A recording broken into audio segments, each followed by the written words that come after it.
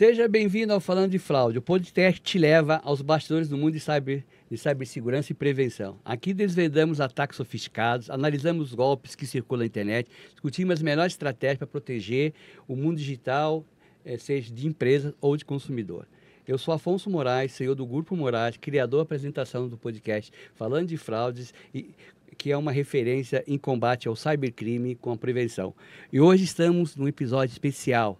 É o 50º episódio, né? O número é difícil, né? Às vezes enrola, né? E vamos explorar juntos os desafios do mundo digital, entender como os criminosos agem e, o mais importante, aprender como se defender. Fique ligado, porque eu Falando de Fraude, podcast, a sua informação é a melhor defesa. E hoje eu tenho a honra de estar ao lado e ser como co-host. Eu vou ficar aqui como coadjuvante. Ela vai ser, acho que, a host mesmo, a Andréia Tomé, que já esteve aqui, já gravou, e ela está empoderar as mulheres. Então, a convidada hoje dela é muito também mundo cyber. Só no poder aqui hoje. Fala, Andréia. Só no poder. Manda na nossa convidada aí. Não, apresenta ela, porque deixa ela se apresentar. Vamos fazer mistério? Fazer mistério para o pessoal? Se você deixar ela se apresentar, com todos os predicados que ela tem, Meu Deus, com todas as especificações que ela tem, com todos os prêmios que ela já ganhou, então a gente tem que fazer um resumo, porque ela é muito conhecida, né? Tive que montar uma lista aqui. A gente está recebendo ninguém mais, ninguém menos do que Silvia Abelio, a idealizadora do projeto TI de Salto, e a gente vai contar tudinho para vocês. Nós estamos cercados de TI de Salto aqui. Somos livros do TI de Salto, nós vamos falar depois dos livros do TI de Salto. Aliás, né? Tem uma particularidade, né? Eu já fui entrevistada pelos dois, né? Falando de fraudes, no Tem Podcast. Então, hoje é o dia de me vingar. Hoje é o dia de me vingar. Então, ela tinha um podcast também. Ela tem ainda. Que vai voltar a série 2. Tem Podcast. Tem É o Tem Podcast. Então, hoje, a gente vai estar falando da Silvia Abelio. Vamos lá, vou puxar aqui exatamente a apresentação da nossa participante. Ela é fundadora e CEO da ITL Tech, que é partner da Dell Technologies, empresa no mercado há mais de 15 anos, técnica em eletrônica, especialista em infraestrutura e data center. Não sabia dessa parte, amiga. Com certificação e especialização em infraestrutura nas áreas de armazenamento de dados, proteção e segurança de dados, além de ter diversas certificações. É membro do Conselho de Canais Dell, Partner Advisory Board. Como CEO da ITL Tech, ela conquistou diversos prêmios, como o maior canal Dell de 4 anos consecutivos. Vamos perguntar tudo, Afonso. Vamos ver como é que é essa história. Partner of the Year 2015. Escritora e autora dos livros Simplificando TI e Impressões Digitais. Membro do DUEM, Dell Women Entrepreneur Network, eu até enrolei minha língua para falar isso. Membro do Female Founder, mentora e membro da ABMEN, que é a Associação Brasileira de Mentores. Embaixadora Master do Clube de Negócios Brasil-Portugal. Palestrante sobre inclusão da mulher em tecnologia. Organizadora do projeto Conte Sua História, que já tem 6 livros publicados. Mulheres Além do Óbvio e a série TI de Salto, que tem 4 volumes. Gente, eu tive o prazer de participar do primeiro volume. Tem uma versão em inglês dos volumes 1 e 2 e a gente está vindo aí com uma surpresa que é uma edição comemorativa que envolve mais de 105 mulheres do mercado em uma edição com capa dura que está maravilhosa e está chegando aí. Mas, Afonso, eu devolvo para você, porque você é o host. Só cuidado, porque mulheres falam demais, hein? Vamos deixar elas falar, mas a gente primeiro tem que dar uma rezadinha aqui, para falar do nosso poderoso manto. Se você e a sua empresa ainda não caíram numa fraude, com certeza, uma fraude ou um golpe, com certeza conhece alguém que já caíram. Mas antes da Silvia falar, a gente vai dar uma lembrança para ela, para eternizar o presente dela. É um brinde da G2 Presentes, né? E do Falando de Fraude, Silvia. Então, com muito prazer e muita honra estar aqui com você. Gente, obrigado por estar junto a gente. Obrigada pelo convite, por participar. Deixa eu abrir meu presente aqui, né? Enquanto isso. Ó, Olha que pessoal, lindo. que linda. Então, vou deixar aqui para aparecer meu brinde para a gente começar É a um dos nossa patrocinadores conversa. nossa isso Casal aí. Uni. O tema, né? É Mulheres na Tecnologia, o desafio e conquistas no Brasil e no mundo. Então, a gente tem umas estatísticas aqui, nós trouxemos, né? Para passar para a Silvia, para ver o que ela acha dessas estatísticas, se são verdadeiras, se estão superestimadas, Vai né? adiante porque você é um he for she. Um he for she, na essência, no conceito daquele homem que empodera mulheres. Por isso trouxe a gente aqui. Vai lá. Isso. Então, a estatística no cenário atual, no cenário atual, é que a participação feminina no Brasil, as mulheres que atuam em tecnologia, em TI, eu nem falo em cibersegurança, porque quando falo TI são várias atividades. Sim. Né? Acho que o TI é a porta de entrada, né? Ela é 0,7 de mulheres, dá uma totalização de 69.800 mulheres. Só que num país de 220 milhões, né? Sendo que a maioria, acho que 53%, 54% são mulheres, né? Então a gente tem aí uma camada de um povo aí de 110 milhões de pessoas, né? E a presença em curso de computação é reduzida a 15% até em 2022, né? Cenário, a estatística da FENAT.org, né? Que é essa estatística. No cenário global, as mulheres, elas compõem 28% da força de trabalho em tecnologia. Quer dizer, em relação ao Brasil, tá bem acima, né? Esse é uma estatística da Compute Weekly, né? A liderança, as mulheres que estão em cargo de liderança, como vocês, elas, olha só, vocês são privilegiadas. 5 a 10% das mulheres que acessam Sobrevivendo. a questão de liderança. E as dificuldades são aquelas que você já sabe, né? São aquelas de inclusão no trabalho, de formação, né? Que esse quadro tem que ser revertido com o trabalho, né? Está sendo revertido, né? As mulheres estão revertendo o quadro, não só com tecnologia, que eu acho que é uma coisa mais difícil a tecnologia, porque ela sempre foi considerada um setor muito delicado, né? Então, falar, mulher não pode estar aqui, né? É a mesma coisa que mulher nas Forças Armadas, alguns setores, então, tem essa dificuldade maior, né? Tem uma curiosidade, sabia? Sabia que na década de 60 as mulheres eram maioria no curso de tecnologia na USP? Não sabia disso. Imensa maioria. Por quê? Por uma curiosidade interessante. Elas eram secretárias. E a tecnologia começou com digitação. Era muita digitação, era o uso da tecnologia na inserção de dados. E o homem não Então gostava elas de digitar, eram né? especialistas. Não, eram as secretárias que eram especialistas Não, nisso. o homem não gostava de digitar Também mesmo, eu não, sei, não porque era parte do... eu até hoje não gosto de digitar e fiz taquigrafia no ginásio. Não, e aí a gente se pergunta, né, onde é que as coisas se perderam? Porque eram maioria e aí houve, né, todo um declínio. A gente sabe que desde lá, Ada Lovelace, as referências que a gente tem, as programadoras, as grandes inventoras, quando me perguntam, quem são os inventores, assim, suas referências? A gente só lembra de homens, né? E eu acho que isso é um desafio, né? E a gente acaba chegando nesse score de minoria aqui em 2025, já desde 2018. Mas é curioso, a gente por que mudou? Se as mulheres, elas se empoderaram mais, saíram de casa depois da década de 60, foram até o final de 60, ainda não tinha participação nos negócios das mulheres, só quando morria o marido, então ela tinha que assumir a casa. Normalmente acontecia isso. As mulheres na época da guerra, lembra? Que assumiram ali as fábricas. Sim, né? exatamente. E foram, enquanto os homens iam para a guerra, elas aí assumiram não foi uma decisão os delas, postos. foi uma obrigação, não, né? necessidade mesmo de da mercado, guerra. mas Os caras estavam lá na não tinha muito o que fazer. Eu sempre tive um exemplo em casa, que minha mãe sempre trabalhou fora, tinha uma criação totalmente diferente para a época em que eu fui criado. Eu estudei escola semi-interna a vida inteira. E eu ainda com toda a dificuldade, porque eu sou imigrante, meus pais não tinham família aqui, 3 ou 4 parentes, então eu não tinha nem que deixar minha mãe trabalhar e deixar com alguém, né? E fez algumas tentativas, deixando com empregada, não dava certo, né? Porque além para completar a desgraça, né, da minha mãe, assim, de ter trabalho dela em casa, eu ainda tinha um problema de inaptência, né? Então era difícil trabalhar fora, cuidar da casa. E cuidar de um filho que tinha inaptência, O que né? ela fazia, por curiosidade? O que ela fazia, por curiosidade? Meus pais tinham barraca de feira no Rio de Janeiro. Gente, que demais, né?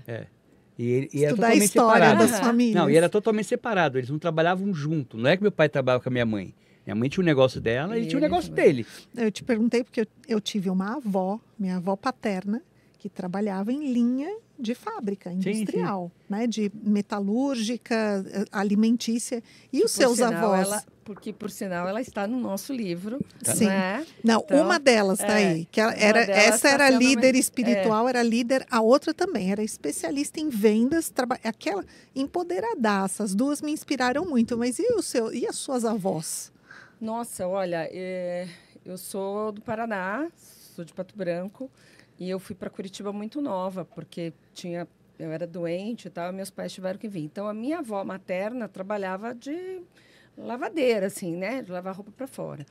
E minha mãe, por questões de saúde, não trabalhou. Então, ao contrário, né? Que você falou da sua mãe, empreendedora, já desde tempo atrás, a minha mãe era dona de casa e falava, você tem que ter a sua independência financeira. Mas sua mãe não foi trabalhar porque estava doente, mas ela ela já era empreendedora né? Jogou na filha, então, né? Então, assim, você tem que ter a sua independência financeira. E essa busca da independência financeira, eu acho que é o primeiro passo para essa nossa conquista de mulher, de poder ter algumas escolhas, de você poder falar, quero isso ou não quero isso. Então, eu acho que quando a gente pensa nos nossos exemplos, né? A minha avó paterna era dona de casa, por opção. A minha avó materna tinha que cuidar de 10 filhos, então tinha que ir trabalhar.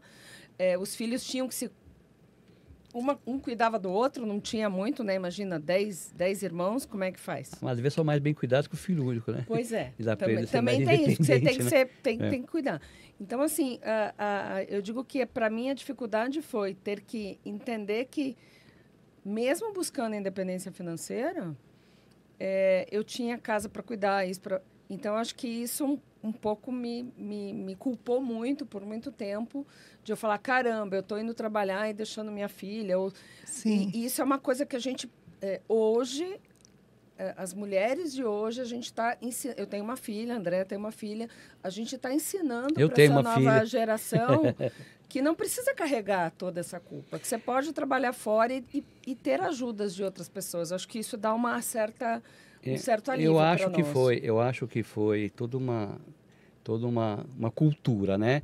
Vocês, infelizmente, foi uma escolha há uns anos atrás de os homens falar, isso aqui é de homem, isso aqui é azul, isso aqui é rosa de mulher. Rosa de mulher, e aí o homem faz isso, o homem faz aquilo, e porque não tinha tecnologia. Hoje em dia, quanta tecnologia que você tem, você trabalha, olha só, chega um ponto, você trabalha home, você tem maquinários em casa para facilitar a vida. Tem máquina de lavar com IoT. Tem robô, né? Tem robôs te avisa que são... quando o ciclo acabou, gente. Tem geladeira que faz compra no supermercado. Total. Tem a Alexia, tem o robô, mas tudo isso é hackeado também, né? Também. Tudo é hackeado, gera fraudes, né? Tem várias situações que eu já vi ser hackeado, isso daí. Mas, então, a mulher, ela acabou ficando lá. E uma coisa que eu falo para vocês, que aconteceu, porque eu tenho a maioria das minhas funcionárias no meu call center, na Moraes, elas são mulheres, né? Então, isso vai continuar, isso talvez algumas hoje são um pouco mais profissionais, conseguem não sentir, mas dizer, não, consegue passar por cima, que é o rompimento do cordão umbilical. Não é aquele hospital, aquele cordão umbilical que liga a mulher aos filhos. Aí eu há uns 10 anos atrás, eu fiz a primeira experiência de pegar pessoal do call center já com tecnologia de VPN, levar para casa. Por causa disso, eu notava que toda mulher, quando voltava da licença maternidade, ela viu o faturamento dela, que demorava a crescer. Não, demorava a crescer. Demorava 6 meses. Então, era quase 6 meses, no mínimo, para ela voltar àquilo que era antes. Não era porque ela ficou longe, é porque ela estava ainda com a cabeça em outro lugar. Então, isso é exemplo de inclusão. Não é nem diversidade, é inclusão. É você entender... Não deu certo deixar elas em casa lá, viu? Não deu certo. Eu fiquei tão decepcionado, porque não foi ninguém que pediu. Eu que achei que ia melhorar a vida delas, que uma hora e meia de horas para cá, uma hora e meia de horas para lá, e talvez produzisse melhor, né? Você sabe que eu acho que a pandemia veio trazer essa mudança de mindset. Esse vírus que matou tanta gente ajudou. Né? Porque eu vou dizer para você que até 2020, antes da pandemia, eu, Silvia, não entendia que o home office era produtivo. Não é só como você, empresa, um monte de gente, né? Então, assim, eu sou italiana, então aquele contato, o escritório, você poder tomar um café, levantar. Então, eu entendia que aquilo era produtividade. A hora que a pandemia, o Covid chegou, e do dia para a noite você não podia mais ir para o escritório, não é porque eu não queria, ou porque eu não gostava, ou porque... Você não podia mesmo. Eu não podia. E o meu time teve que, do dia para a noite, ir trabalhar em casa. Como é que você mede esta produtividade?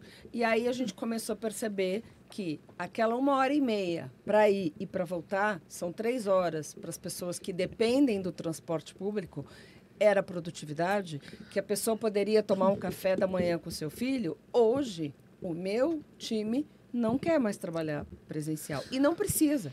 Então, quer dizer, eu visito clientes, participo de um podcast, eu estou na rua, mas por opção. Então, eu consigo agendar melhor esse horário, eu consigo ter esse controle melhor do tempo.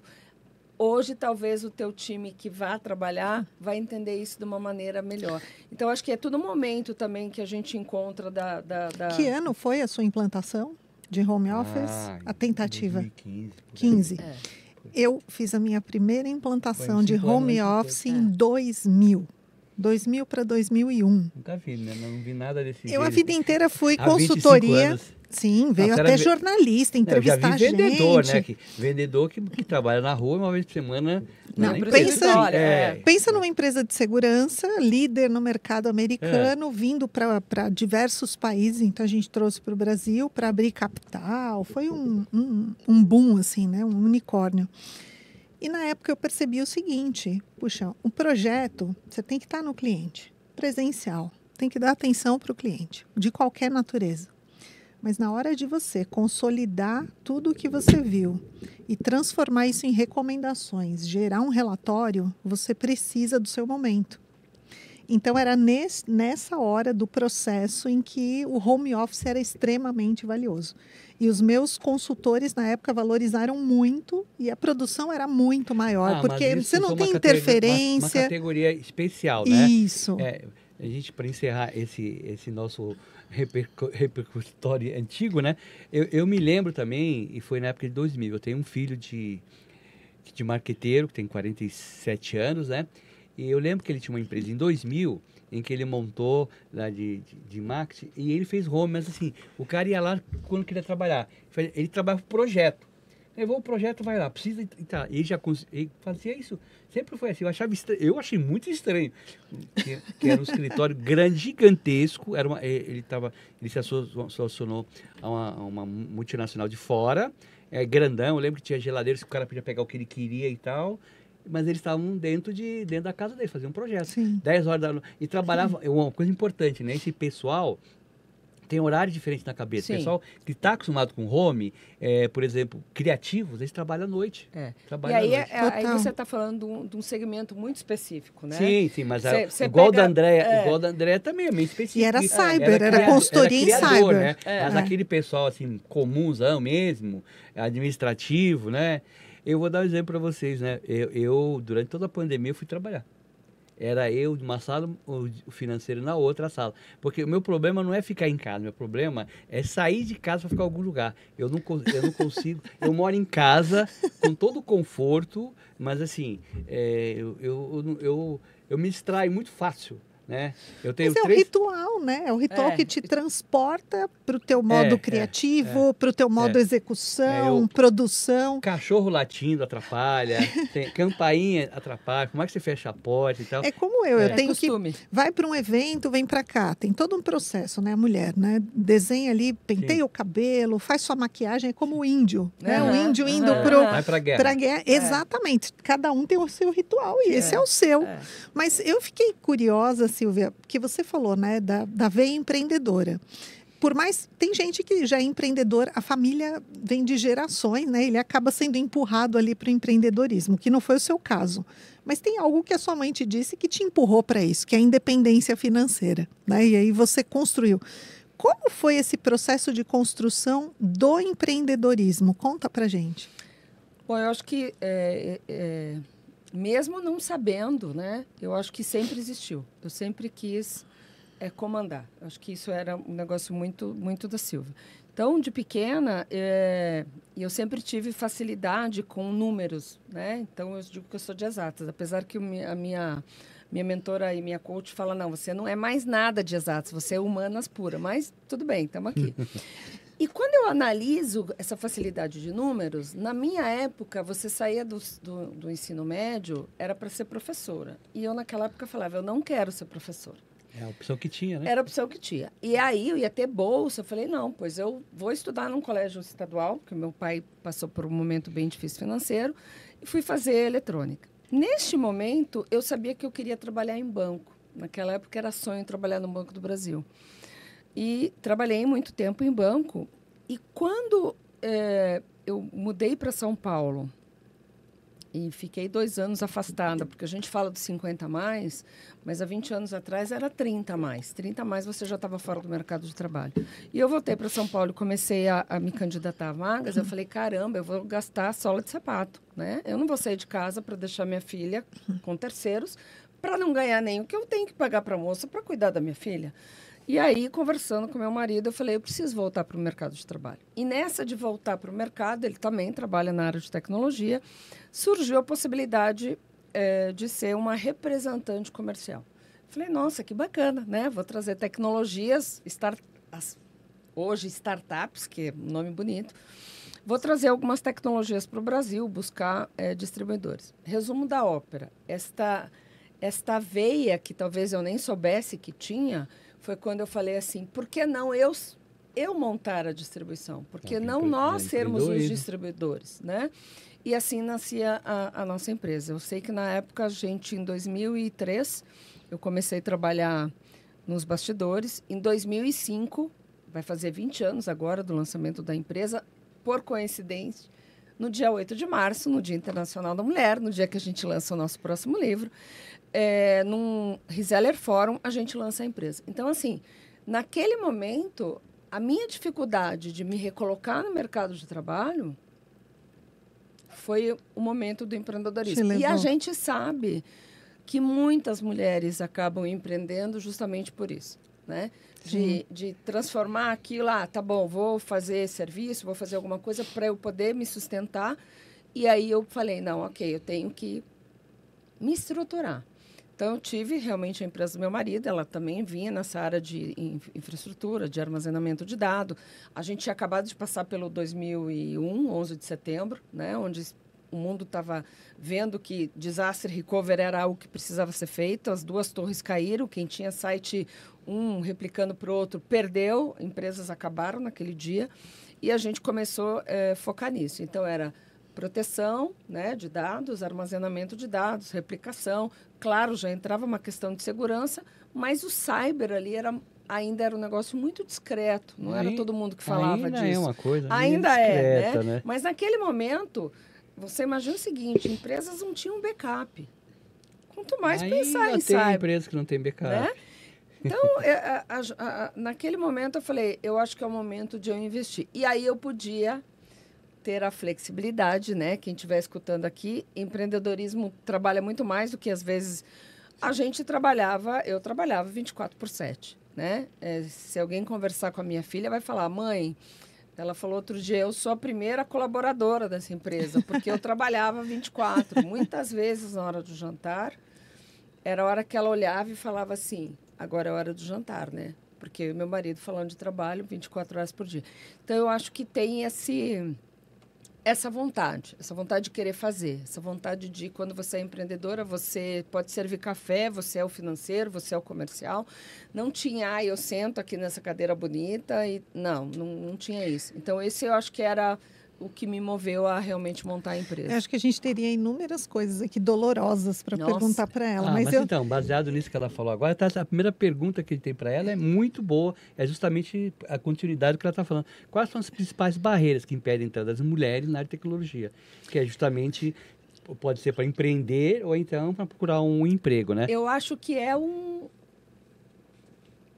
diria que é fake. Não existe uma barreira. Eu acho que criou-se uma barreira de imaginar que tecnologia tem que ser para quem gosta de matemática. Na minha época era o seguinte, matemática todo mundo odiava. Eu adorava matemática. Eu falava para minha filha, eu não estudava matemática, para mim era um negócio muito fácil. E aí se imaginou, a gente vem de programação, eu fiz COBOL, eu fiz BASIC, e falava, nossa, isso é chato. É chato. Você fez DBase também? Eu fiz. Ó, isso foi em 85. Faz meu... muito Nossa, tempo. gente. O nosso Faz programa... muito tempo. O primeiro CRM do escritório foi feito em 90 em DBase. Então, quando você analisa isso...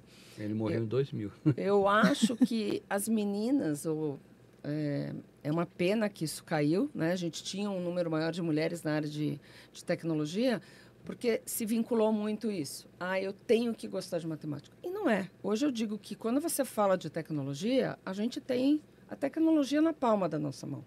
Quando você fala de tecnologia, a gente vê... eu, às vezes, peço ajuda para minha filha. Me ajuda aqui nesse celular, não sei fazer isso. Por quê? Porque a gente está dependendo disso. Então, você fala de tecnologia na área de saúde, você fala de tecnologia na área de advocacia, você fala de saúde na indústria. Não vamos nem falar de IA, né? Que senão vai ser um outro podcast. Não, pelo amor de né? Deus. Então, quando você fala... Essa semana eu já estou com a ressaca do IA. Do IA. Então, quando você fala dessa tecnologia, ela é empolgante, porque todo dia a gente está aprendendo. Eu aprendo todo dia alguma coisa nova. Então, eu acho que para quem está nos escutando, é isso. Venha conhecer. Pode ser que programação não vai ser o seu forte. Não é o meu. Odeio programação, só para deixar claro. Mas o negócio... Tem muito campo, né? Nossa, quando você entende fundamentos... Em TI tem muitos campos, Nossa. né? E tem campos novos. Eu acho que vai cada vez surgindo mais campos novos. Que, por exemplo, vai ter algumas ferramentas,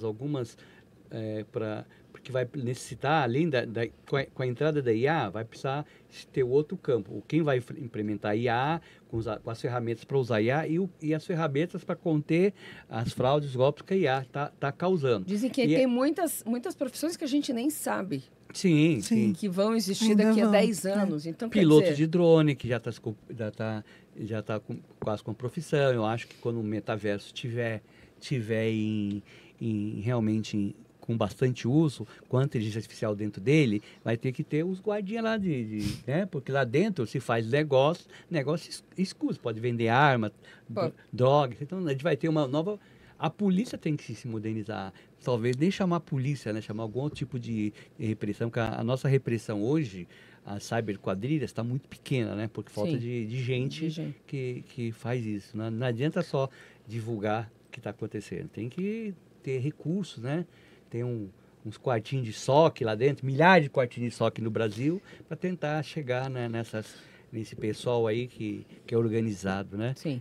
Mas eu acho que você está muito sério hoje, Afonso. Tem uma pergunta crucial que você faz sobre um fato engraçado ou sobre um fato curioso da carreira do profissional. Eu deixei para você fazer porque você conhece mais ela do que eu. Então, Silvia, se ela não falar a pergunta, você vai lembrar. Nós vamos começar aqui a perguntar um montão de coisa séria, a gente vai entrar em dificuldade, porque a mulher não entra, porque entra. Mas assim, Silvia, conta pra gente nessa trajetória, ou na sua entrada, ou no decorrer da sua carreira, um fato assim, engraçado, alguma coisa que você viveu. Até porque a gente precisa mostrar, né, para as mulheres que a gente tanto convida para adentrarem nessa profissão, em carreiras de ciência, tecnologia, engenharia e matemática, que a gente também se diverte. Você sabe que um dos primeiros grandes clientes que eu fui vender, e de novo, né, a gente dizem que se sonhar não precisa sonhar pequeno, sonhar alto. E eu, quando a gente começou a empresa, eu não queria vender para pequenas empresas, a gente já queria vender para grandes. E beleza, eu fui para atender 4 multinacionais. E numa das multinacionais, imagina os meus competidores. Eu era uma empresa brasileira, trazendo equipamentos que hoje poderia ser startups, talvez eu fosse melhor aceita. Empresas que não eram conhecidas, tecnologias que não existiam. A nossa empresa trouxe para o Brasil as SANs em iSCSI, que na época você competia só com as Fiber Channels. Traduz, por favor, porque todo mundo que vai te ouvir Você fala dos armazenamentos num protocolo chamado Fiber Channel e a gente estava trazendo no protocolo TCP/IP. Que era muito mais em conta financeiramente, um protocolo muito mais aberto. E naquele momento, você imagina... Isso foi quando? Isso foi 2003.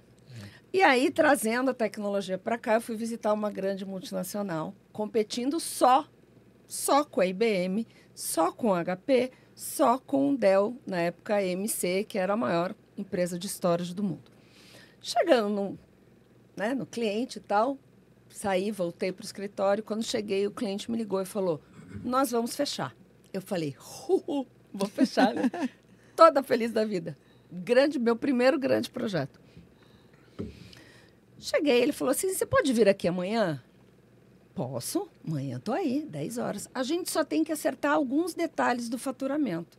O que você imagina? CNPJ, né? Foi só para emitir a nota.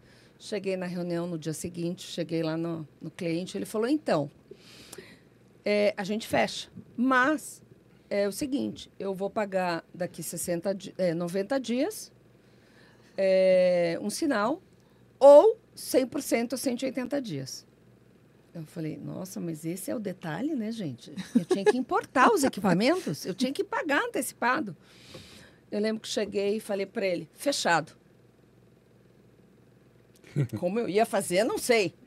Beleza, cheguei no escritório, e um valor falei alto. com o meu valor equipamento. Aí meu sócio, certeza. assim, meu marido, falou assim, e aí? Não, tá fechado. E qual era o detalhe? Então, ele vai pagar 50% agora e os outros 50% daqui a 180 dias. Ele, o quê? Você tá maluca?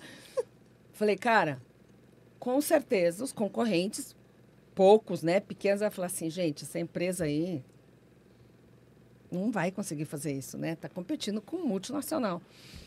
Pois resumo da ópera. Aí eu falei para o cliente, ok, tá fechado, eu vou te emitir um boleto para 90 dias. Como o Itaú não faz boleto para 180, eu prorrogo, te mando uma carta para 180 dias. Ele, não, tudo bem.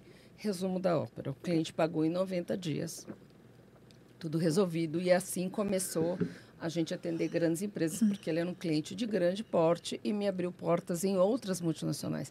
Então, às vezes, sabe quando você fala, vou fazer... tem um que ímpeto, ser, é um né? risco, é um ímpeto de você falar, cara, eu não posso perder.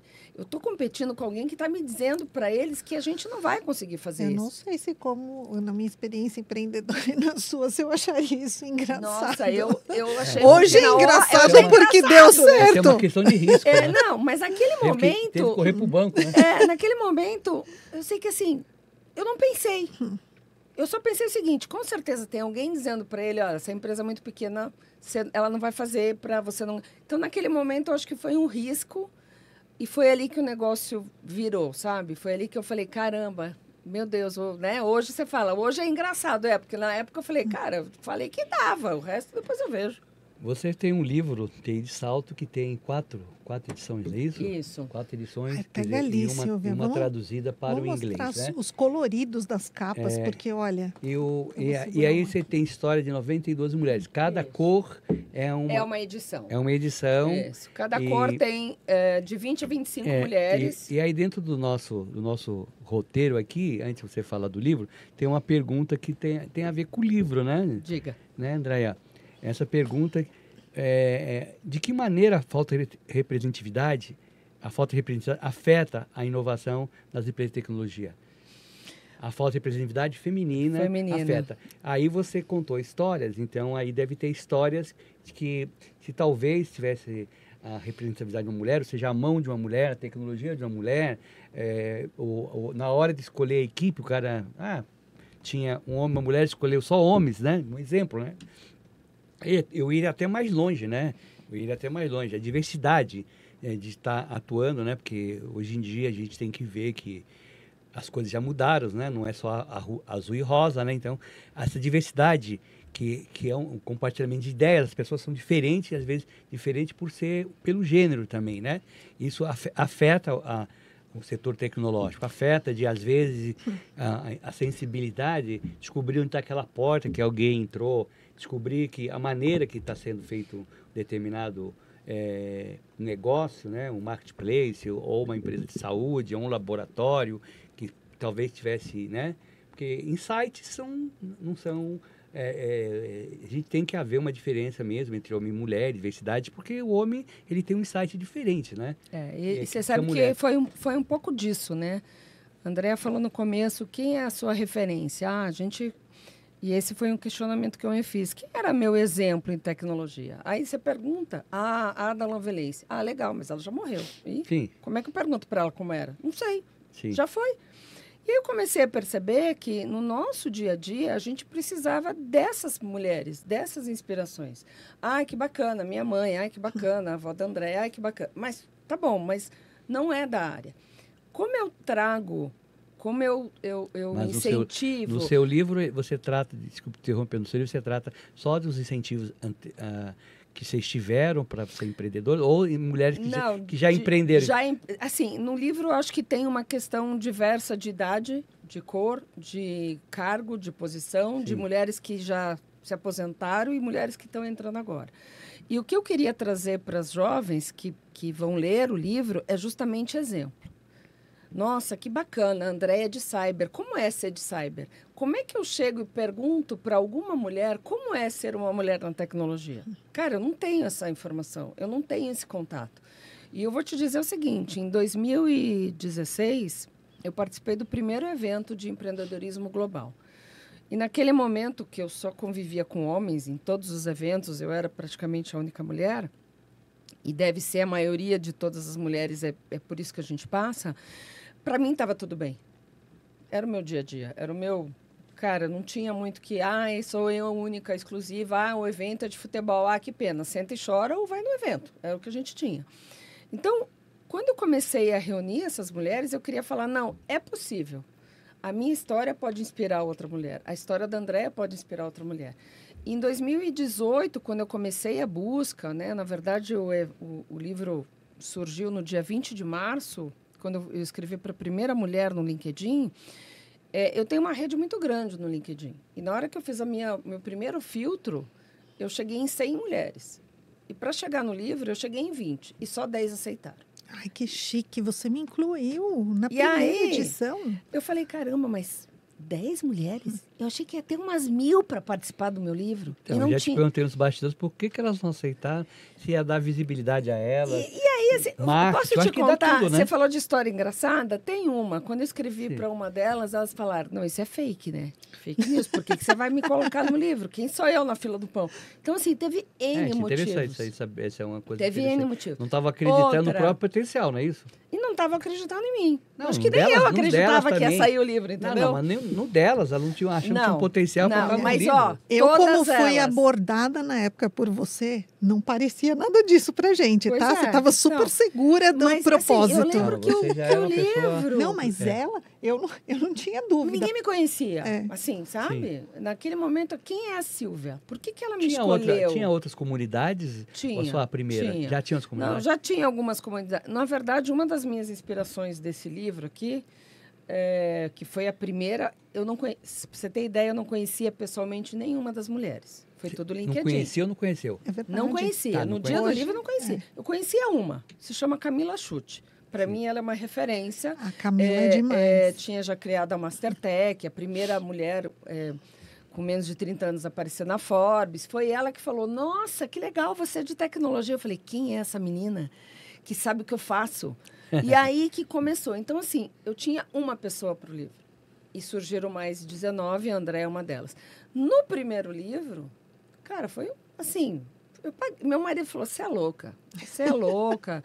Fiz vaquinha virtual para ajudar. Eu pedi dinheiro para amigo. Olha, me ajuda a pagar. O editor falou, tá bom, vou te cobrar 10%. A Marta fez de graça. Então, assim, foi um movimento para a gente fazer esse Mas você livro. já estava acostumado, conseguiu pagar 50% O do seu... equipamento, muito mais difícil. então- Bom, pode ser. Mas já- era Isso é outro. empreendedorismo. Aí meu marido falou, sério, você vai pagar para fazer resumo da ópera. No primeiro, a gente fez lançamento virtual. Aí a gente conseguiu um patrocínio para fazer o Zoom, né? Porque era um Zoom para... Você pagava o rim para poder fazer o Zoom, na época da pandemia. E um evento que era para ser 1h30, virou 3 horas e pouco. Nenhuma mulher se conhecia, a não ser uma ou outra. E aí saiu o primeiro livro, foi quando falaram, e o segundo? Eu falei, não vai ter segundo. E a gente chegou no segundo com 25 mulheres, aí fizemos evento presencial, veio o terceiro, veio o quarto e agora está vindo o quinto livro. Então, assim, São no 93 vai dar 120 com o quinto livro. E no final das contas, a gente está falando hoje de uma comunidade E o no TI de Salto, LinkedIn de 2.000 pessoas. mas o TI de Salto tem quantas mulheres inscritas nessa comunidade? Quantas mulheres Hoje nós participam? estamos em 2.030 mulheres. As mesmas do LinkedIn. É. Ah, E estamos falando de... Já fizemos mais de 10 eventos presenciais, onde a gente se conecta, onde a gente troca experiências, onde a gente... Mas só mulheres do evento. Só mulheres. Palestrantes só mulheres. Só mulheres. E aí a gente faz assim, Andréia, como é trabalhar em cyber? Uma menina que está começando agora pergunta para ela, que é uma especialista, e fala como é. Para você perguntar para mulheres CIOs, como é ser a CIO da PETS, da Copa, e como é chegar até lá? E aí você pergunta para uma menina de 18 anos que está nesse livro, e ela fala, nossa, mas por que você me escolheu? Eu falei, porque eu precisava saber se a Beatriz que faz hoje tecnologia é diferente da Silvia que fez eletrônica. E ela falou, putz, não é. Ainda eu sou minoria, ainda me olham, né? Por que você está fazendo esse curso? Sério, esse curso não é para você. Então, eu não quis só CIOs, eu não quis só programadoras, eu quis fazer essa mescla para a gente poder Esse evento é uma vez por ano, vocês continuam fazendo? A gente tem feito o evento, tem se reunido aí a cada 3 meses. O último foi em dezembro, a gente reuniu 60 mulheres. Ah, então são eventos menores, né? São eventos menores. Você não consegue reunir as 2.000, né? Não, porque tem muita gente de fora. Tem gente do exterior aqui. Então, tem brasileira que mora fora. Como você já sabe o caminho de realizar situações financeiras inusitadas, você podia fazer... Amigo, a gente está fazendo um negócio fazer agora. igual a Beyoncé, né? A gente está... Então, na verdade, o próximo caminho é transformar o TI de Salto num instituto. Isso. Se eu precisar de divulgação, nós estamos aqui às horas para divulgar e empoderar vocês. Tenho uma dúvida, a gente já tem falando de fraudes aí para ajudar a gente com algumas coisas. Mas como foi para você sentir o poder da sororidade? Por quê? Eu entrei nesse grupo, a gente não se conhecia, você não conhecia nenhuma das autoras do primeiro livro, né? E eu sei que depois do primeiro livro, essa rede foi aumentando, onde uma indicou a outra e você foi pesquisando. Como você sentiu o poder da sororidade neste projeto como um todo? Olha, eu acho que eu vou te dizer que eu não tinha noção disso, entendeu? Assim, quem me falou isso foi a Marta Gutierrez, um beijo para ela, a nossa redatora, ela que topou apoiar as meninas, porque você imagina mulheres de exatas escrevendo, né, amigo? Vai falar 2 mais 2, tá? E ela fez todo esse trabalho.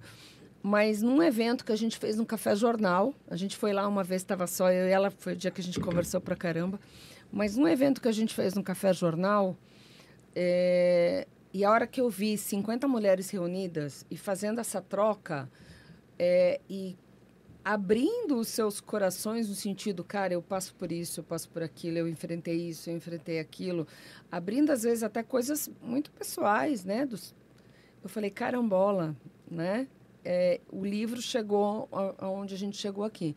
Então, assim, eu não tinha noção disso. Eu realmente não tinha. E tenho visto que isso realmente é algo positivo de poder ajudar. E, ultimamente, eu tenho visto o poder disso nas redes, né? Você falou de fraude, né? O programa aqui é de fraude. Eu tive meu LinkedIn bloqueado do dia para a noite. Não me avisaram. E uma das meninas do grupo falou assim, meu marido é advogado. Ele falou que vai liberar seu LinkedIn, tá. Falei, tá bom, mas eu já tenho advogado. Não, se ele não liberar, mas se ele liberar, você pode divulgar o trabalho dele? Eu falei, claro. E ele conseguiu em uma semana, voltou meu LinkedIn, meu Instagram e tudo mais. Então, assim, você manda uma mensagem num grupo, você tem respostas. Eu acho que este é o poder da sororidade. De falar, minha filha precisa de um emprego, meu filho acabou de se formar, eu estou com o currículo da fulana, a ciclana está disponível, e você vê a sororidade na prática. Que eu acho que esse é o...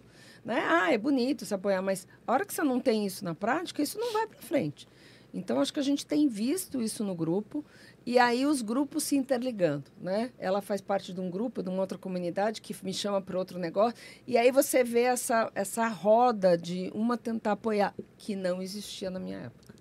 Isso é verdade. Falando em sororidade, em contribuição, internautas, vocês que caíram em algum golpe ou fraude digital como a Sílvia, por favor, coloquem nos comentários para a gente, né, do programa, ou podem procurar as redes sociais ou do Falando de Fraudes ou do próprio Afonso, para não esquecer também de curtir e compartilhar o nosso episódio, né, e o canal, mas contem a história aqui, porque é super importante para que outras pessoas possam também, né, ter o apoio que a Sílvia teve nesse caso aí do LinkedIn e do Instagram dela.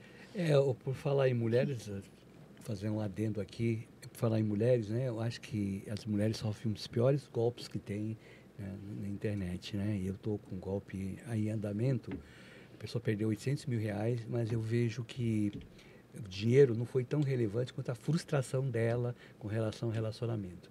É uma pessoa...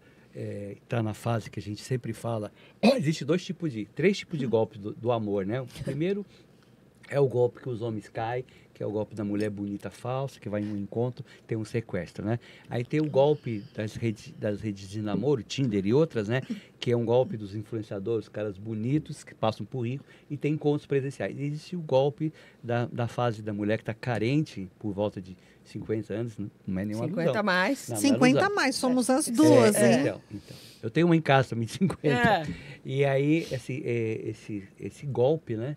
Ele é muito dolorido, né? Ele é muito dolorido porque acontecem os 3 fatores no golpe. A vergonha de ter caído no golpe. Eu sou super inteligente, eu conheço. Como é que eu fui cair nisso? A frustração de um relacionamento frustrado, né? E o valor do dinheiro que ela propriamente perdeu. dito. Se a pessoa for casada ainda, o quarto trauma, a quarta dor tem que explicar para o marido, né? Por que o dinheiro saiu, né? Verdade. Aí não dá para, às vezes não dá para desconectar, né? Não. Nesse caso eu até dei um palpite, né? Ela me disse que como é que ele descobriria na hora de declarar o imposto de renda. Eu falei, então arruma um contador, pô. Ela é porque ela é independente, né? Aí só ia descobrir porque ele fazia o imposto de renda dela e vai ter que... Vai saber. Então, esse golpe é muito terrível. Eu lastimo para o mundo feminino, porque eu tenho visto aumentar bastante, né? A gente, na nossa diversidade, aqui a gente já trouxe uma promotora que cuida de golpes do amor, né? Para explicar como é que é um pouco, como é que é a proteção, as redes sociais que as redes presenciais sociais que elas têm de apoio quando cai nesse golpe, né? Porque nem todas conseguem passar por isso sozinha, né? E é a mesma coisa que vocês estão fazendo, estão apoiando as mulheres aí no livro. Para não passar nisso sozinho, para não passar nisso e também para quando elas tiveram decepção na entrada, as novas entrarem nesse tipo de trabalho, né, elas saberem que tem um suporte com vocês, né? Isso é muito que não estão interessante. sozinhas. Eu acho que esse tem sido o meu lema. Eu não estou sozinha. Então, eu já fui sozinha. De viajar, ter que deixar minha família. Meu marido é super parceiro, ficava com a minha filha. Eu sofria mais do que a minha filha e ele, no final das contas, porque eu entrava no avião chorando, em prantos. Minha filha logo percebeu que a hora que a mãe voltava tinha presente, então estava tipo, mãe, quando você vai viajar? Elas não lembram de nada disso que a gente fazia, Sílvia, da parte ruim. Eu acho que é isso, de ter e falar, Andréia, eu passei por um momento, ela falar, que é isso, sério? Para de ser boba. De uma falar assim, não, amiga, para. Então, eu acho que tem que ter esse apoio. E a gente que era nesse mundo predominantemente masculino, às vezes, como disse a Camila, quando eu a conheci, a Chute, ela falou assim, eu estava na sala de aula, não entendi nada que o professor falou. E aí eu falei, vou copiar da amiguinha, né? Pegar o caderno. Aí ela olhou assim para trás e falou, não tem amiguinha, só tem homem. Dancei, porque não tem de quem fazer a cola aqui do que eu não entendi.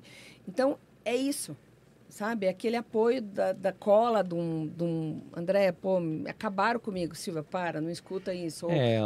Ainda hoje as crianças não se relacionam, né? Ainda tem esse negócio de homem e menina, né?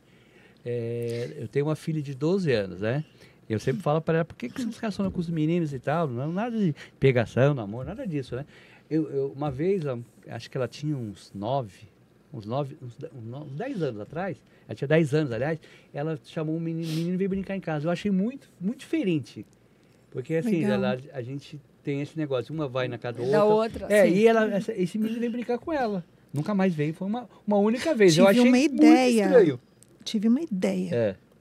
episódio reverso do Falando de Fraudes. Você traz a sua filha e algumas outras crianças da mesma faixa etária para eles fazerem perguntas para você. Nossa, boa. Te desafio. A minha filha, ela é tímida.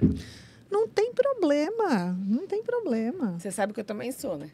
A gente empodera ela, a gente dá uma mentoria e faz um episódio reverso. Minha filha tem 24. Ah, já é uma adulta. Meu bebê tem 27.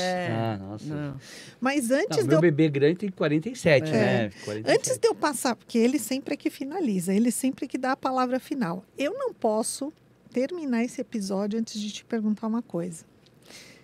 Óbvio, não dá para você ler 100% das histórias, mas você faz a curadoria, né? Eu estou falando 100% todas as palavras, né? Porque a Marta faz uma triagem, o editor faz.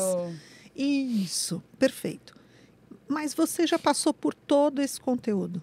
Mais de 105 histórias que a gente sabe que acumularam agora para a versão em capa dura. Cara, você deve ter, assim, uma visão muito ímpar sobre o que é problemática para o feminismo ou casos de sucesso do que a gente reportou nos seus livros. O que você acredita, em função de tudo que você viu, leu e escuta da gente nos seus eventos, inclusive, que as empresas precisam fazer para virar esse jogo e trabalhar com mais diversidade? Eu acho que eu diria para você duas coisas. Tem um trabalho das empresas de entender que essa diversidade ou essa oportunidade, ela é boa para os negócios, né? Eu digo porque hoje sou eu e meu marido de sócio, um homem e uma mulher, entrando, pensamentos distintos, análise de pessoas diferentes, um mais emocional, outro mais, né? Apesar que eu sou muito objetiva e às vezes ele é até mais, né? Tipo, mais caloroso do que eu mesma. Mas ter essas duas opiniões. E aí eu digo em todos os sentidos, não só de homem e mulher. Idade. Eu hoje, 50 a mais, às vezes é difícil trabalhar com a geração mais jovem, né? Eu sou concentrar. O cara quer tudo para ontem. Então, quando você consegue aprender com esse jovem e esse jovem aprender com você a sua experiência, olha, vai por aqui que é mais rápido. Nossa, eu daria tudo para nos meus 22 anos, quando eu fui ser gerente administrativa de uma agência onde eu era uma menina e os caras com 50 a mais, que o cara falasse, calma, respira, né? Você é muito jovem, ele não vai respeitar o que você está dizendo de primeira. Eu daria tudo para ter essa opinião. E a segunda coisa, que eu acho que, assim como a gente fala de poder público, vou dar um exemplo prático do lixo na praia. A prefeitura não limpa. Cara, não joga seu lixo na praia. Leva seu saquinho e leva para casa. Tem que ter o outro lado. Nós, mulheres, temos que nos posicionar. Nós temos que buscar o que a gente acha de direito. Eu quero ser gestora? Eu vou atrás. Eu não quero ser? Tá tudo bem também, né? Mas se eu quero uma posição de liderança, eu quero ser gerente, eu quero ser diretora, eu quero ser CIO, eu também tenho que dizer para o meu gestor, eu quero chegar lá. Eu quero ser promovida, eu quero fazer isso. Mas você é a mãe, mas eu dou um jeito, eu tenho rede de apoio. Mas você é não sei o quê. Mas eu dou um jeito. Então, eu acho que tem esses dois lados. As empresas entenderem que nós, mulheres, independente não só de tecnologia, que a gente pode ter uma opinião diferente, a gente pode ajudar nessa construção de produção, de produtividade e tudo mais, e que nós também nós temos que dizer que eu quero. Mas estava subentendido. Não está subentendido nada. Nós temos que, desculpa os homens agora, né? Eu lembro que uma amiga falou assim, mas a gente está namorando tanto tempo, ele já sabe que eu quero casar. Eu falei, amiga, ele não sabe que você quer casar. Você tem que chegar lá e falar, então, eu quero casar, beleza? Casaram. É a mesma coisa. Então, às vezes, a gente imagina que o outro entendeu. Não entendeu. Você falou que quer ser promovida. O que eu preciso fazer para ser promovida? Você precisa fazer esse curso, você não é boa com pessoas, você não tem conhecimento técnico. Eu não sei, mas eu acho que são os dois lados. E aí a conversa. Você tem que conversar com o seu gestor e o gestor com você. Bom, eu queria também falar um pouco da nossa co-host, Ilustre, que ela acabou de lançar mais um livro. né? Eu acho que esse é o número qual da sua função de escritora? Segundo projeto, né? É o Na segundo verdade, projeto, assim, mas olha, é um projeto bem com bastante esse consistência, recente, com bastante conteúdo, com várias pessoas aqui chama-se Cibersegurança e Proteção de Dados. Tem uma gama aqui de gente Especialista. ilustres, além dela. profissionais de cyber e profissionais de privacy, né? Então. O Vitor Magnani fez o projeto, é a Silvia Bellio deste projeto, mas ele conseguiu reunir profissionais dos dois segmentos para construir esse projeto que tem, assim, ele deixou a gente livre para escolher um tema e falou, Andréa, manda bem no tema que é a sua praia e que a gente vai levar para o pessoal conseguir ler. Eu optei por falar em qualidade em cyber, né? Porque a gente está pecando muito em certos controles que são empresas grandes, que têm investimento, que conseguem implantar controle de segurança e estão sendo invadidas. Aonde é que esse Que tá negócio está errado? Então, está faltando a gente revisar ali a qualidade desses controles. Mas tem gente brilhante aí do segmento, muitos já passaram aqui pelo podcast com o Afonso, ele conhece muitos deles. Sim. Mas, assim, é o meu segundo. O primeiro, esse Sempre TI de Salto. E o livro já está disponível na Amazon. E o TI de Salto está disponível aonde, Silvia? Está no site da editora Árvore Digital. E na Amazon também vocês encontram um TI de Salto. Só formato digital ou só formato... Tem formato físico e tem formato digital, né? Tem um Eu adoro ainda um Olha, físico. não é um livro só para mulher ler. Não. Deixar claro que é um livro para você conhecer. 93, não 105, é o quinto. É o quinto. É porque 93 histórias de gente inspiradoras, provavelmente, de algumas mulheres conseguiram sucesso e outras que tiveram uma frustração para que você também conheça a dor das pessoas, né? Mas é interessante, não é um livro muito grande, leitura fácil, uma boa encadenação, né? Então fica aí a dica. E quem quiser ainda tem a versão em inglês. Então verdade. Quem quiser se aprofundar, ler inglês para praticar, tem versão em inglês. Também Ou tem. para presentear alguém de fora. Né? Alguém de fora. Eu tive o prazer de participar de um projeto para mulheres, né? Voltado para a diversidade, voltado para a questão de gênero. E agora esse projeto de especialistas, com homens e mulheres, cibersegurança, proteção de dados, como pensam as lideranças. São duas vibes totalmente diferentes, mas foi um prazer enorme participar dos projetos. Olha, a gente está agora, além desses projetos que a gente sempre toca aqui, do empoderamento da mulher, das diversidades, né? A gente aí da busca que seja implantada nas escolas uma disciplina sobre cibersegurança, sobre direito sobre digital de uma maneira geral, não só sobre cibersegurança, né? Sobre a digital, para que as crianças comecem a aprender, porque se elas tiverem esse conhecimento, as escolas vão saber a parte de tecnologia, como é um smartphone, como é um computador, mas também o que está dentro dele, qual é o caminho que ela tem que ser. Vai ser bom para as empresas têm que investir nisso, porque quando chegar na empresa, vai ser muito mais fácil de lidar com o fator humano, que é 70% do que acontece com relação às empresas, né? E a gente está lançando também, vocês foram um projeto